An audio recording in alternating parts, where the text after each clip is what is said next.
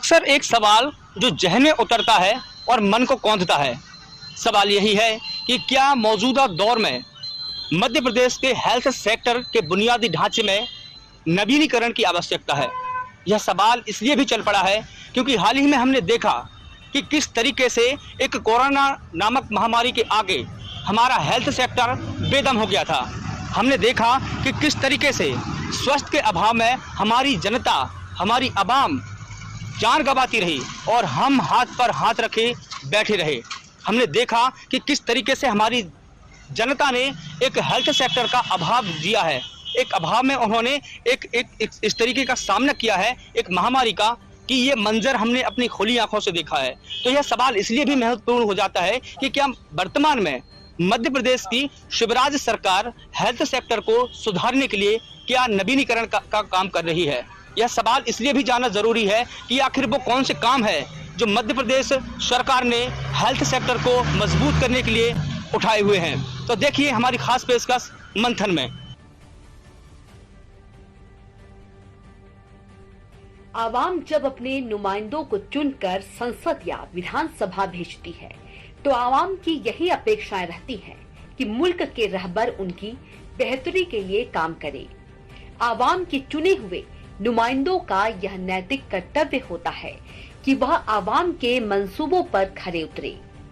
मध्य प्रदेश सरकार भी इसी रोड मैप पर काम कर रही है। एक समय था जब मध्य प्रदेश को बीमारू राज्य कहा जाता था, किंतु आज यही मध्य प्रदेश बीमारू राज्य से उठकर एक स्वस्थ राज्य बन गया है। शायद यही वजह है कि पिछले कुछ सालों से मध्य प्रदेश सरकार स्वास्थ्य सेवाओं के क्षेत्र में आमूल-चूल परिवर्तन की है। स्वास्थ्य और चिकित्सा के क्षेत्र में मध्य प्रदेश सरकार हाल ही के बजट में कोई नई योजना तो शुरू नहीं की है, लेकिन पुरानी योजनाओं के लिए पर्याप्त बजट रखा है। प्रदेश में 9 नए मेडिकल कॉलेज खोलने के लिए बजट में 300 करोड़ रुपए का प्रावधान है। एमबीबीएस की सीटें बढ़ाने के लिए 109 करोड़ रुपए अतिरिक्त रखे हैं। प्रदेश में अभी 13 सरकारी मेडिकल कॉलेज हैं, जो आने वाले सालों में 22 हो जाएंगे। एमबीबीएस की सीटें 2035 से बढ़कर 3250 हो जाएंगी। बीएससी नर्सिंग की सीटें 390 से बढ़ाकर 810 करने का भी बजट में प्रावधान किया गया है। मानसिक स्वास्थ्य, हेपेटाइटिस, डेंगू, मलेरिया, फाइलेरिया और चिकनगुनिया की रोकथाम के लिए 281 करोड़ का बजट है। राष्ट्रीय स्वास्थ्य मिशन के अंतर्गत मध्य प्रदेश शासन ने शिशु स्वास्थ्य, मातृ स्वास्थ्य, हेल्थ और वेलनेस केंद्र समेत सभी कार्यक्रमों के लिए 3600 करोड़ रुपए रखे हैं, जो पिछले साल 3035 करोड़ रुपए था। मच्छर जनित बीमारियों जैसे डेंगू, मलेरिया, जीका आदि के लिए मध्य प्रदेश सरकार ने पहली बार 201 करोड़ रुपए का प्रावधान अलग से किया है।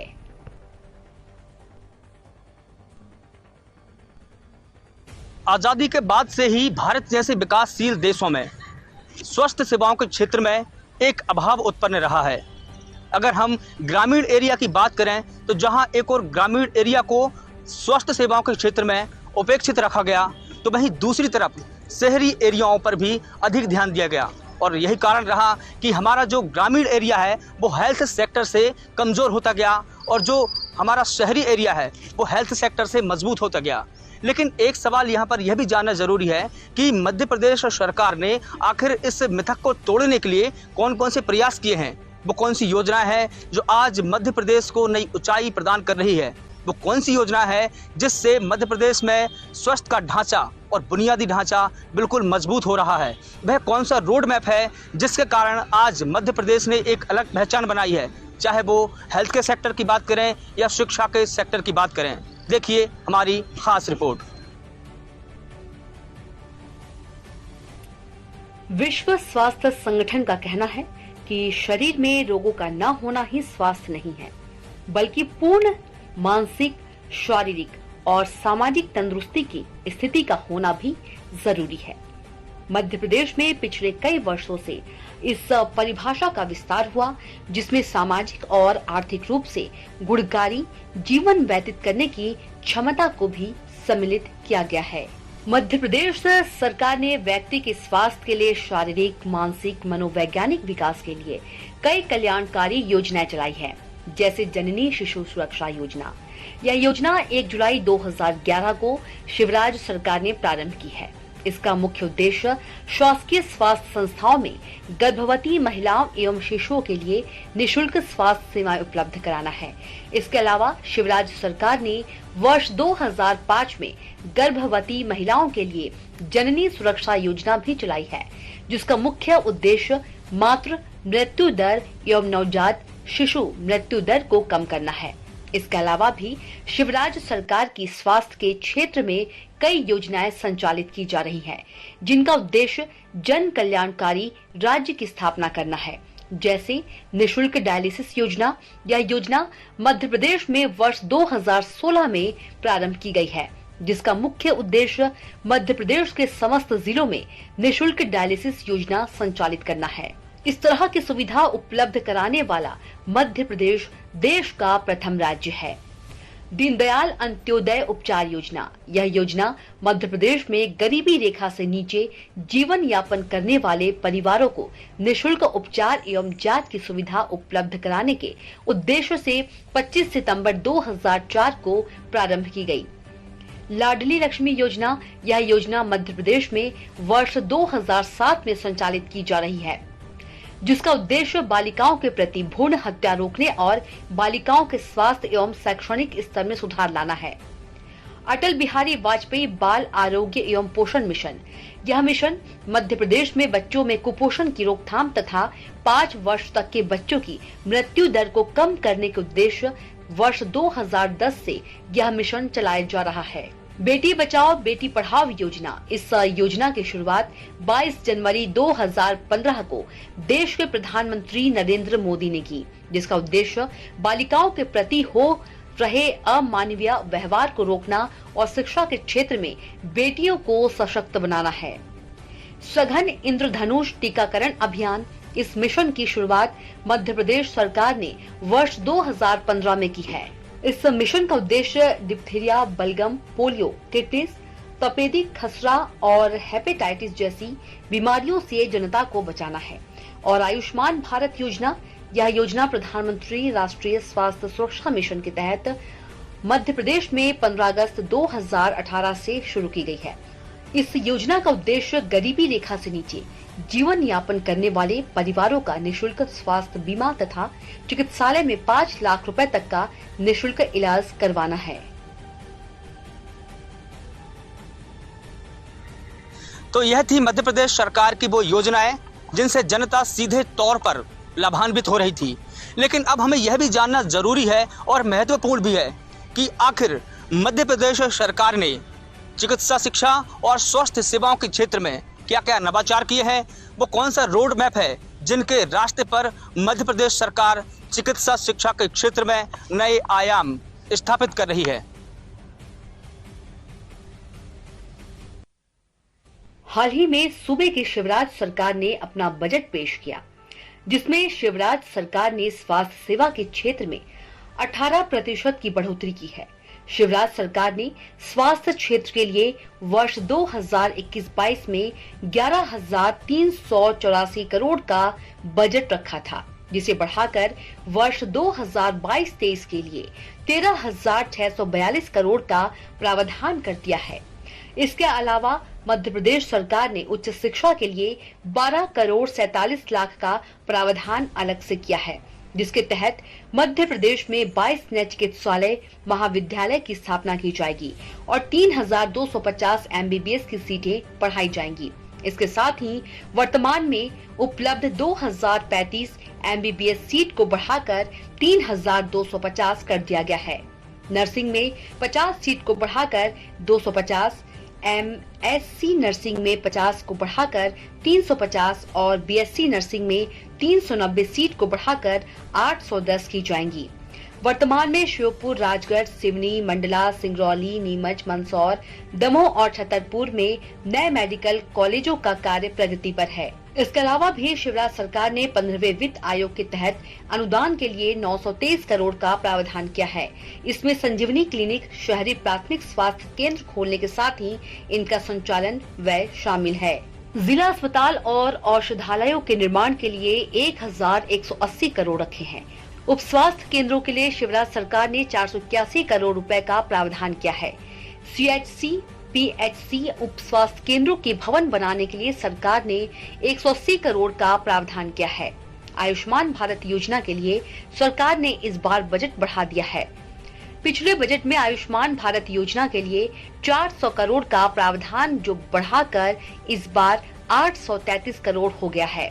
इसी तरह बीमार पशुओं के इलाज के लिए हर ब्लॉक में एक एम्बुलेंस चलाई जाएंगी। इसमें एक पशु चिकित्सक और सहयोगी को तैनात किया जाएगा। वह घर घर जाकर पशुओं का इलाज करेंगे। इन एम्बुलेंस में जरूरी चिकित्सा उपकरण भी होंगे।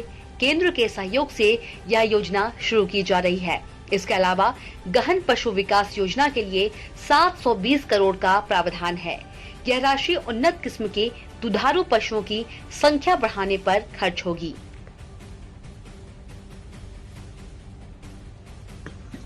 एक समय था जब मध्य प्रदेश को बीमारू राज्य कहा जाता था, लेकिन मध्य प्रदेश सरकार और शिवराज सिंह चौहान जी के अथक प्रयासों से अब यही बीमारू राज्य एक स्वस्थ राज्य के रूप में उभरा है।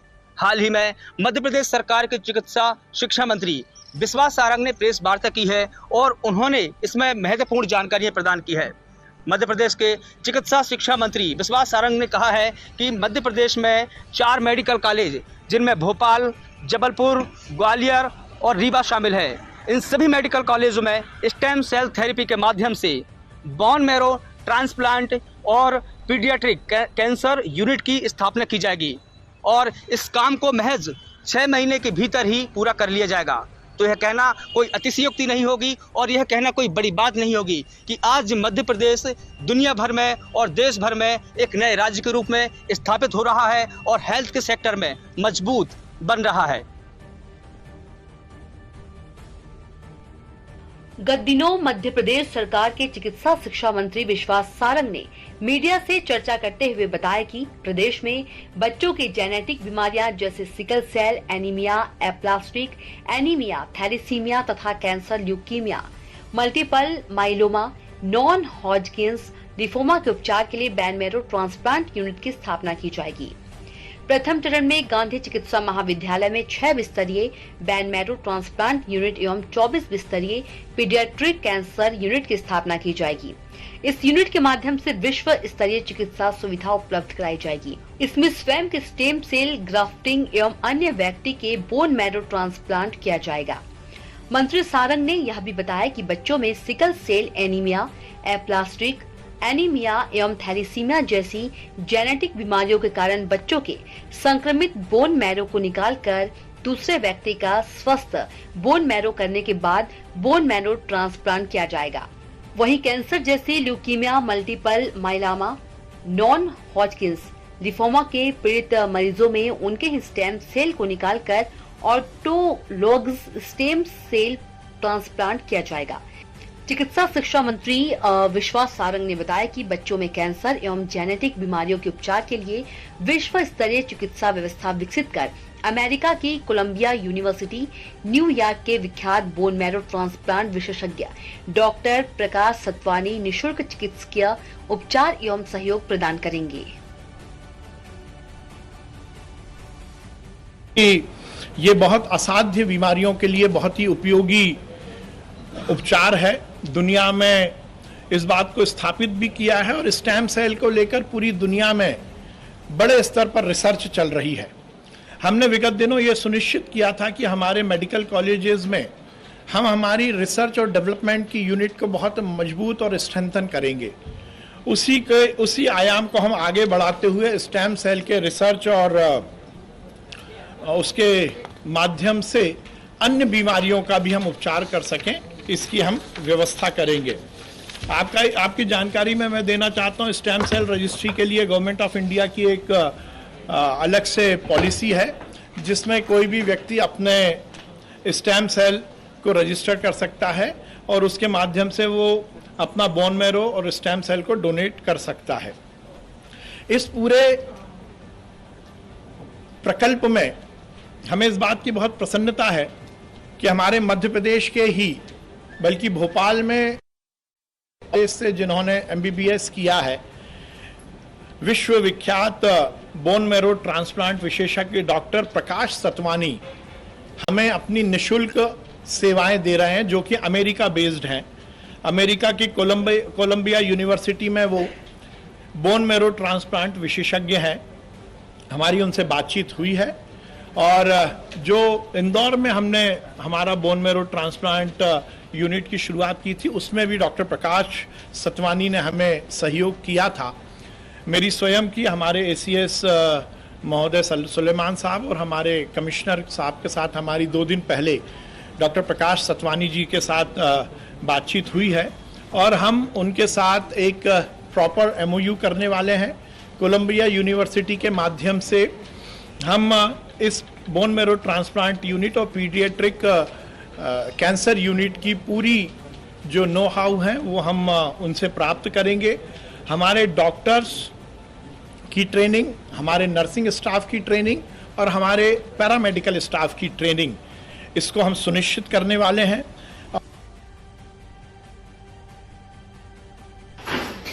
मेरा ऐसा मानना है कि मध्य प्रदेश में कई बच्चे और यंग एडल्ट्स जिनको ऐसी बीमारियां हैं जिनका इलाज बोन मैरो ट्रांसप्लांट के द्वारा किया जा सकता है, ऐसी फैसिलिटीज़ गवर्नमेंट सेक्टर में अवेलेबल नहीं है। तो हमारा प्रयत्न ये है कि मध्य प्रदेश के मेडिकल कॉलेजेस में बोन मैरो ट्रांसप्लांट सेंटर खोले जाएं, जिससे कि रक्त से होने वाली बीमारियां जिनका बोन मैरो ट्रांसप्लांट कर सकते हैं, तो उसकी कोशिश कर रहे हैं हम।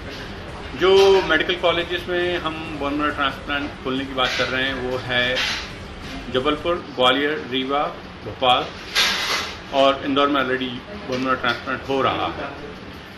जहाँ तक पीडियाट्रिक कैंसर का सवाल है, बच्चे जिनको कैंसर होता है अमेरिका में लगभग उनका 80 से 90% बच्चे जीवित रहते हैं बिना कैंसर के। इंडिया में इसका नंबर काफ़ी कम है। तो हमारी उम्मीद यही है कि मध्य प्रदेश के बच्चे जिनको कैंसर हो रही है और जो जिनको इलाज करवाने में काफ़ी खर्चा आता है, हम गवर्नमेंट मेडिकल कॉलेजेस में पीडियाट्रिक कैंसर यूनिट्स खोलें, जिससे कि उनका इलाज अच्छी तरह से और फ्री हो। इंदौर में जो आपने शुरू किया है यूनिट, उसका क्या रिस्पांस मिला गवर्नमेंट, और क्या पेशेंट्स अपने कितने मध्य प्रदेश में इस तरीके से हैं? इंदौर में हमने अभी तक लगभग 50 ट्रांसप्लांट किए हैं और जो रिस्पांस रेट है वो काफ़ी अच्छा रहा है, मेरी उम्मीद से कहीं ज़्यादा। जब मैं पहली बार 2018 में ट्रांसप्लांट यूनिट चालू किया था तो मुझे लग रहा था कि 70% के आसपास रिस्पांस रेट रहेगा। अभी हमारा रिस्पांस रेट लगभग 80% के करीब है और जो कि कॉर्पोरेट हॉस्पिटल्स के काफ़ी करीब है। मेरी ऐसी उम्मीद है कि आने वाले जो 50 बोन मैरो ट्रांसप्लांट करेंगे उसमें सक्सेस का रेट जो 80% से ज़्यादा रहेगा। जहाँ तक गवर्नमेंट का सवाल है, वहाँ उन्होंने हमें काफ़ी मदद की है, यूनिट बनाया है और समय समय पे जब भी कोई मुश्किल आती है तो हमें मदद मिलती है, जिससे कि बोन मैरो ट्रांसप्लांट जारी रहे। स्टेम से जैसे आपने देखा कि अस्पताल में सभी मरीज ऑलमोस्ट सेटिस्फाइड हैं, कोई तकलीफ नहीं है। तो ये एक मैं सरकार की और अधिकारियों की एक उपलब्धि कहना चाहूँगा कि हम लोग उस तरह बेहतर सुविधा देने में सक्षम हुए हैं और आगे भी भविष्य में ऐसा लग रहा है कि हम लोग सक्षम होंगे कि अच्छी से अच्छी सुविधाएं मरीज को दे पाएँ, जिससे हम लोगों का मातृ मृत्यु दर और इन्फेंट मॉर्टिलिटी कम से कम हो जाए। मरीजों के साथ कुछ लोग जो साथ में आते हैं, मैं उन लोगों से संपर्क करना चाहूँगा, कुछ लोग बाहर बैठे होंगे। सर, आप लोग कहाँ से आए हैं? आपको कोई परेशानी, कोई दिक्कत तो नहीं, कोई दिक्कत नहीं, बढ़िया है। कैसी सुविधाएं मिल रही हैं? सुविधाएं बढ़िया है, कोई दिक्कत नहीं है। जैसी प्राइवेट में है वैसी यहाँ पे है, कोई ऐसी तकलीफ नहीं है कि किसी। मैं आदर्श नगर, बाक्समी थाने के पास, आदर्श नगर।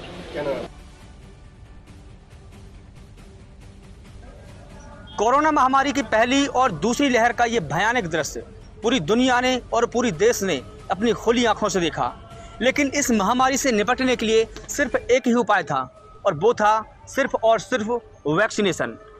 एक तरफ केंद्र की मोदी सरकार वैक्सीनेशन महाअभियान के जरिए हर भारतवासियों को सुगमता से वैक्सीन बनाने और वैक्सीन पहुंचाने की योजना पर कार्य कर रही थी, तो दूसरी तरफ सूबे के मुख्यमंत्री शिवराज सिंह चौहान भी पंक्ति में खड़े अंतिम व्यक्ति तक सुगमता से वैक्सीन पहुंचाने की योजना पर कार्य कर रहे थे। और आखिरकार हुआ वही कि शिवराज सिंह चौहान की और केंद्र की मोदी की सरकार की मेहनत रंग लाई और आज मध्य प्रदेश के अंदर तकरीबन 10 करोड़ लोगों को कोरोना की डोज लगाई जा चुकी है। और इसी तरीके से अगर हम दूसरा आंकड़ा देखें तो कोरोना की वैक्सीनेशन का दूसरा डोज मध्य प्रदेश में लगभग 5 करोड़ लोगों को लग चुका है। और इसी तरीके से हमने देखा कि कोरोना की पहली और दूसरी लहर में किस तरीके से सरकारों ने जनता की बेहतरी के लिए काम किया है, चाहे वह मध्य प्रदेश की शिवराज सरकार हो, चाहे वह केंद्र की मोदी सरकार हो। और आज हम कह सकते हैं कि भारत ने पूरी तरीके से कोरोना महामारी से निपटने में अपना खूब दम दिखाया है, जिसकी सराहना देश और दुनिया में खूब की गई है। देश भर में कोरोना टीकाकरण महाअभियान का 1 बरस पूरा हो गया है। कोरोना वैक्सीनेशन की शुरुआत 16 जनवरी 2021 से हुई थी।